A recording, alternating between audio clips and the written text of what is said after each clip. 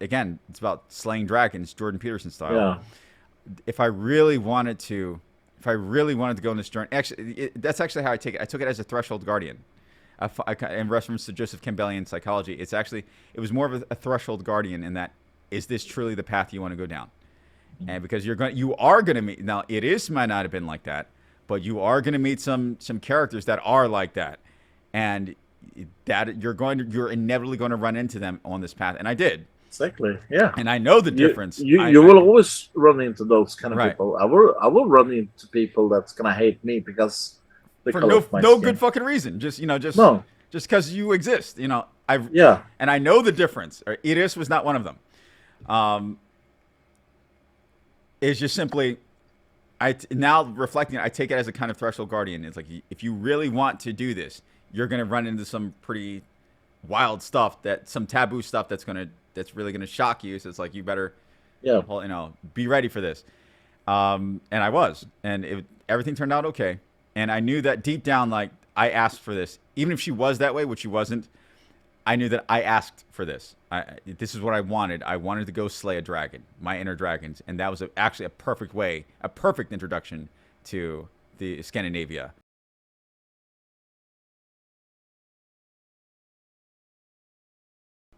In any case, you went to Iceland. Let's continue. Okay, yeah, I went to Iceland. And there, it's funny because when I was there, I remember their names. Happy New Year. Happy New Sorry. Year. It's New Year. now 2 minutes past. Happy New Year. Well, not for me. It's still 6 a.m. where I am, Yeah. which means that, yeah, we began talking, like, we began messaging each other at 4 a.m. my time. But Yeah. yeah, so I was in Iceland, and the assumptions. It's not just simply. It wasn't just simply the emotional baggage I had, because it was a combination of factors. It was the still insecurities I was facing. So I still hadn't slain my inner dragon, so to speak. And, Yeah. there's always another dragon to slay, even now. Right? But it's just simply, when I walked in, I remember the names, Alex and Edis. Or Iris, you would say in English, but it's Edis. It is. Yeah, Edis. Um, she had a book. I don't know, maybe it was a goof. She had a book, a banished children's book. It was banned.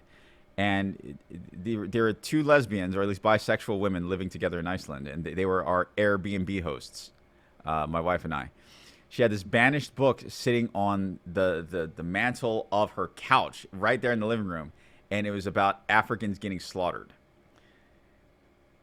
Yeah. And I was like, that was my Airbnb host. But apparently it was an accident. Either it was some sort of an accident or some sort of a psychological test of some kind. I don't know what it was. But, from that point, for that first impression to Iceland, it was like, because she was the first Icelander I had ever run into. It set me like, oh shit, like, okay, like, like, do I need, how on guard do I need to be here? Even though I had the best of intent, and to an extent, after learning about the Icelanders and learning about this woman in particular, this individual, it might have actually been an accident. I think she was just more into banished things, taboo things, more than like the guy in V for Vendetta. He had the yes. I think it was more. It's highly possible, because it's also, why would you allow someone, if you really hated Africans, why would you allow someone in your house like that? Right. This is all my rational process. Yeah. Why would you do Exactly. that? And knowing not only that, but knowing that this person could write a scathing review about you, and I was their first Airbnb host. It was the first time.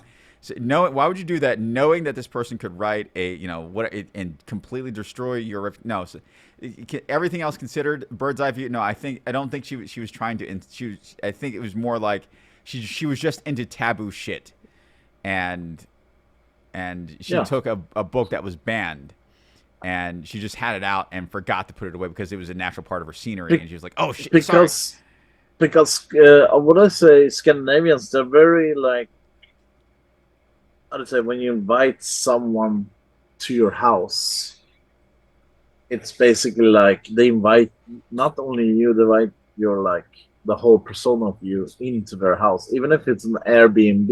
It doesn't Mm. matter.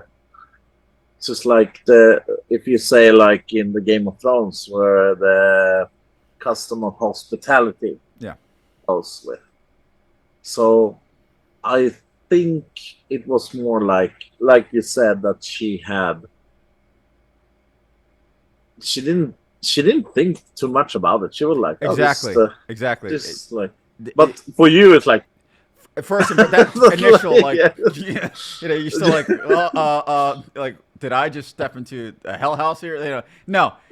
And we actually had multiple conversations, and so there's multiple things happened there. There was the Yeah, initial African American insecurity, yeah, but then after considering everything else that I went through, my ability to control your emotional response to things, and it's the only way I could have survived in China. Control your emotional response to things. Understand there might be a different way to take this. Choose your reaction, right? In a very Marcus Aurelian fashion, it's like, okay, yeah, choose yeah. your reaction, and It doesn't have to upset yeah, you. this doesn't have to be a thing. You don't have to Yeah, make this into something. And she just, I didn't even request anything. And she just knew better. She's like, oh, I'm sorry about that. And we sat down, had a conversation, and everything that I just said, like, wait, why would you have done that? When you know someone's like, if you were really really hated black people or anyone of black descent, and you had that there, why would you allow someone like that into your house? And it was very, the more I dove in, it seemed more like innocent idiocy. It was yeah. just naivete. It was really just, It and she's, does. It doesn't necessarily to be idiocy. It's like how do you say? Not idiocy, ignorance, basically, because how Americans perceive things is different from how Icelanders perceive of things. course, absolutely, it's a totally different world. And I found that Yeah. out. That's Yes. why Exactly. I discovered that. Yeah, it's a totally different world. So no, in actuality, we actually became pretty cool friends. We were all right, yeah, because I lived with her for months, and we lived together for months. We roomed together for months, and it was actually I left with a smile. It was like, it was really good. It was a really interesting exchange of ideas. I understood more of the Icelandic perspective. It was eye opening, but just simply that one mishap. But with that one mishap was that underlying insecurity, like, shit, maybe you are an invader here. Like, there's always that voice, that nagging voice. And Yeah. it's like, Yeah. and then there's also, the more I delved into truly wanting to understand beyond the surface of, um, again, it's about slaying dragons, Jordan Peterson style. Yeah. If I really wanted to, if I really wanted to go on this journey, actually, that's actually how I take it. I took it as a threshold guardian. In reference to Joseph Campbellian psychology, it was more of a threshold guardian in that, is this truly the path you want to go down? And because you are going to meet, now it might not have been like that, but you are going to meet some characters that are like that, and that you're inevitably going to run into them on this path, and I did, Exactly. Yeah. and I know the You difference. you will always run into those kind of Right, people. I will run into people that's gonna hate me because the for color of my no good skin. fucking reason, No. just because you exist, Yeah. and I know the difference. Idis was not one of them. Um, it's just simply, now reflecting, I take it as a kind of threshold guardian. It's like, if you really want to do this, you're gonna run into some pretty wild stuff, some taboo stuff that's really gonna shock you. So it's like, you better, Yeah. be ready for this. And I was, and everything turned out okay. And I knew that deep down, like, I asked for this, even if she was that way, which she wasn't. I knew that I asked for this. This is what I wanted. I wanted to go slay a dragon, my inner dragons, and that was actually a perfect introduction to the Scandinavia, is to test your mind in that way. Yeah. And it's like, no, I will face that insecurity. I'm going to push forward anyway. And the more I learned about that other side of my ancestry that was forcibly removed from my knowledge, my awareness when I was younger, the more I fell in love with it, the more I understood what it meant to be a man, truly, metaphysically speaking. That's how I ran into Norse, which I referenced them. They're a group of really, really strong Scandinavian dudes who are military veterans, mostly military veterans. They taught me a lot about, Norwegians, right? yeah, mostly Norwegian, but they're I would say Scandinavian in general.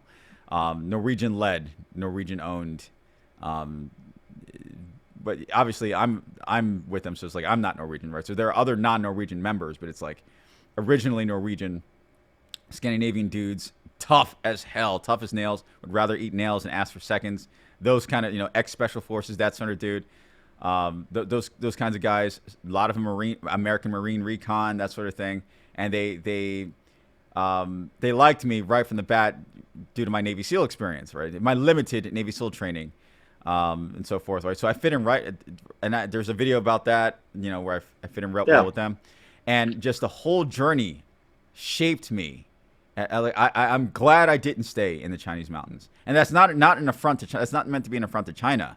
It's just simple. No, Chinese people. of course not. Of course not. I made the right decision to come back, to face these demons, and to break free from the Jim Crowian evolutionary psychology, and to say, you know what? No, this is who I truly am. This is where I really come from. Yeah, and that's not even meant to be an offense to other African people, because you could also beg the question, well, why don't you visit your African ancestors? And I did. I see it like, yes, exactly. I see it like this, Mike. It's that interesting part is that from all our experience, there's billions of people around the world. You and I met for a specific reason. It was just on a forum for the followers of the old ways. You comment something. I don't remember the topic, what it was, but I commented it, and you said, "Hey, you wanna talk a little?" And then, like, I followed you, and we started to talk. So all of our life choices comes down to just that moment where we met, and that's kind of a reassuring thought, actually, that we became friends at that point. Yeah, and it's an honor. More than me. No, it's an honor. So all the choice we made throughout life is to this point where we are right now. And look, it's 2023 right now where I live. I still have some hours to go. Yeah. I have about 18 hours to go. Yeah. And it's like that scene with Gandalf when he says, like, it's a reassuring.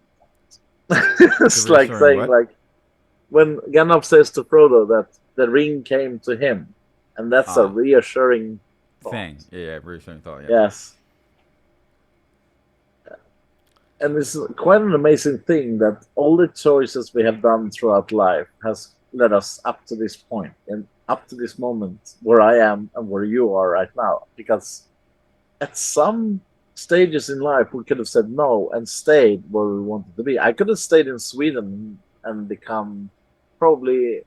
I was the vice president of a motorcycle club. I could probably be the president of a motorcycle club, but you and I would have never met at that point. You could have stayed in the Chinese mountains at that point, and we would never have met. But because of the choices we made throughout our life's history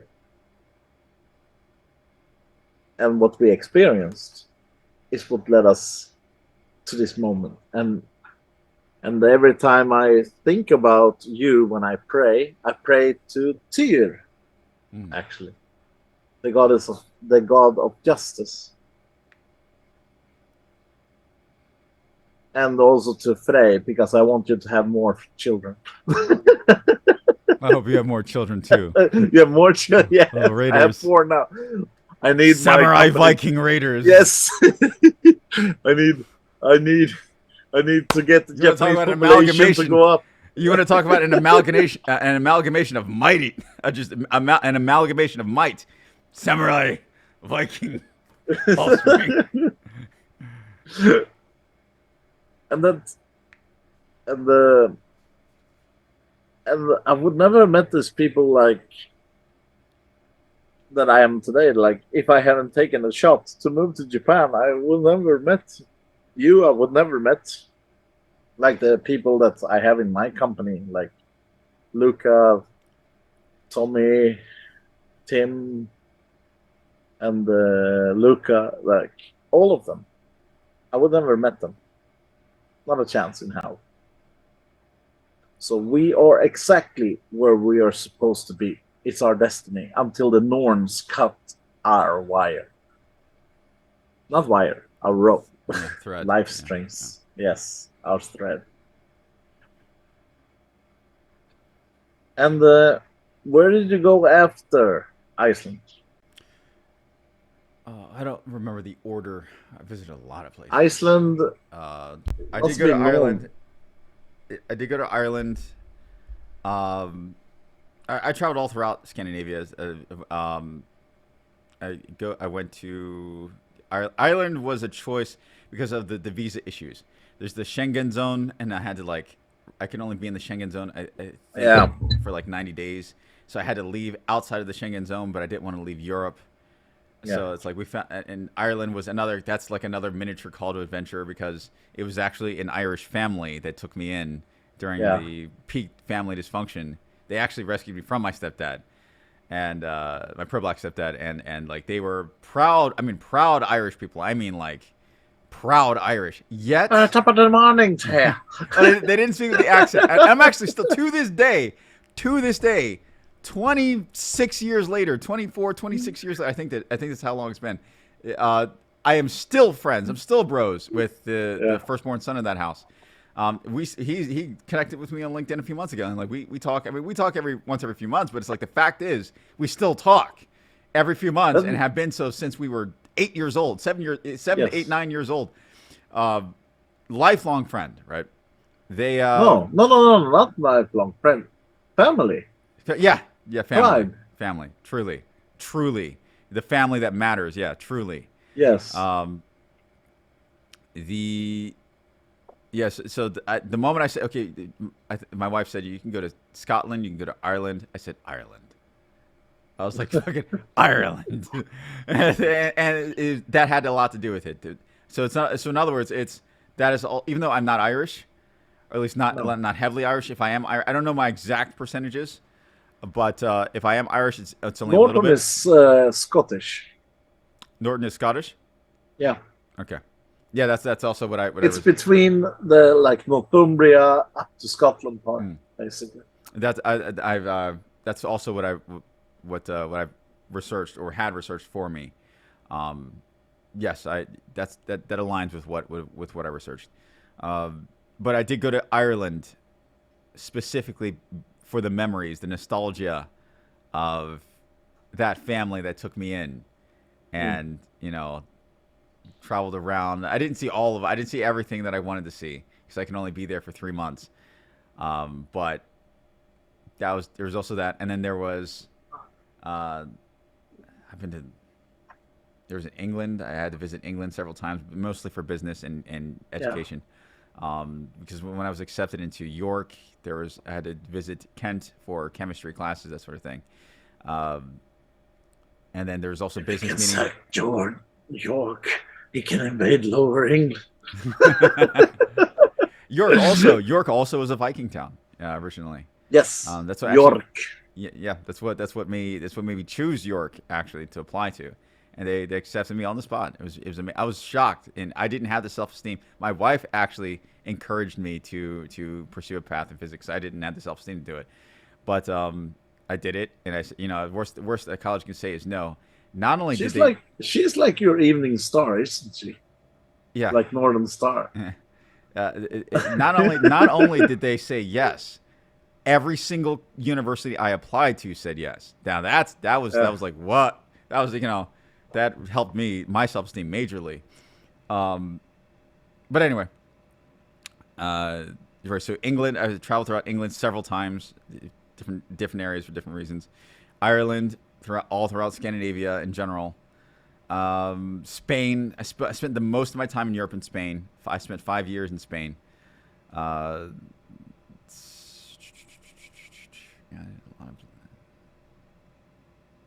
drawing a blank. 1 second. Let me pull up a map. So I traveled to a lot of places. Traveled to Latvia. Yeah. Don't worry about it. To meet the parents. That was an adventure. I even have a video on my YouTube channel. about me. I was actually in a literal underground restaurant, and there were torches. Like it was literally underground, and there were like torches on the walls, like medieval style torches, lighting the room. It's like the And crypt of the Starks yeah, in Game of Thrones. no shit, and it was an actual ancient building. That was part of their whole thing, and I had like prime rib served to me, and it was like I had a medieval dinner in Oh, Latvia. God. Like I don't know, I traveled to a lot of places, and I'm glad I got that on video. Right, meeting the parents, that was a wild thing, but that's a different video for a different time. Yeah, I traveled to a lot of places throughout Europe. Spent most of my time in Spain, but I would say the most influential. Spain for me was a place for me to hunker down and focus on building the two businesses that I have now. Like First time we spoke online was in Spain. Yeah, I when remember was in that. Spain, yeah. And it was at the point where, okay, Spain is. I didn't learn a whole lot of Spanish, but only because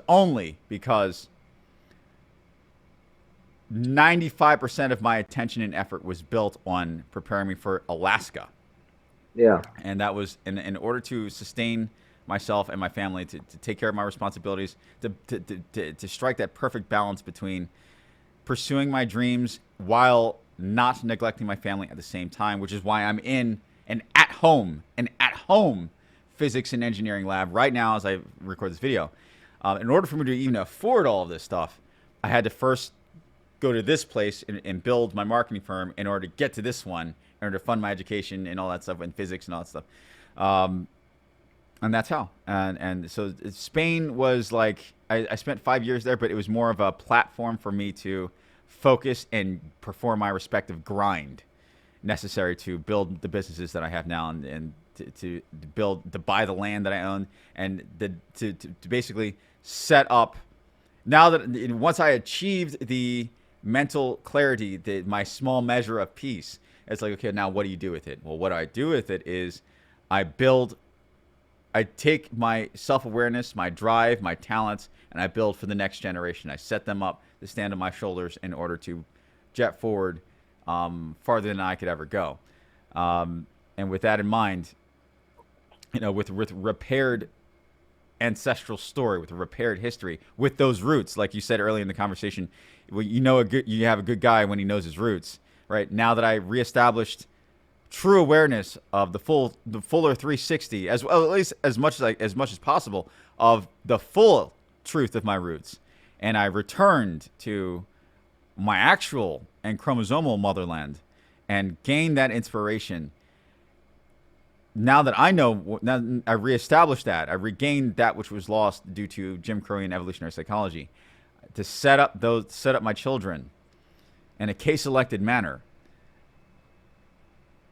to not have the same problems that I had, to not have the same wounds, to not have the same, they don't have to do that anymore. Now I am that ancestor that reestablished and repaired all that, and now the businesses that I built and the land that I'm accruing, that sets them up. It's like if we were to zoom out and speak of Joseph Campbellian psychology, the hero's journey, not just as it would pertain to me, but as it would pertain to the collective idea of how generations connect, which I'm sure you can understand very well, especially with what you're doing with the board game.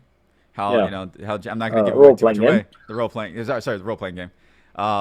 It's actually not just one's character; it's actually how the greater story unfolds between multiple generations. Yeah, it's like that is what happened to our bloodline. It went on a crazy journey. Our bloodline, if you were to treat our bloodline as a character, it went on a crazy journey starting from one place, went through an inciting incident being historically Jim Crow, and then came full circle around back. And is the bloodline going to be the same again? No, but then again, adventurers never are after their adventures, are they? No. Right? It's like Frodo, once he returned to the Shire, he was never the same again, but he was better in a kind of way. He was a better hobbit. He was a better character. He was a cooler character.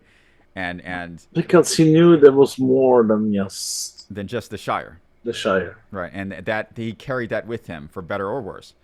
Yes. And that's basically what happened. If you were to treat our bloodline as a character, as its own independent character, with the individual people stemming from it as constituents of the greater character, it's like we went full circle. There was the full completion of, you start at point A, you go through the inciting incident, a series of generational adventures occur, and then it returns full circle.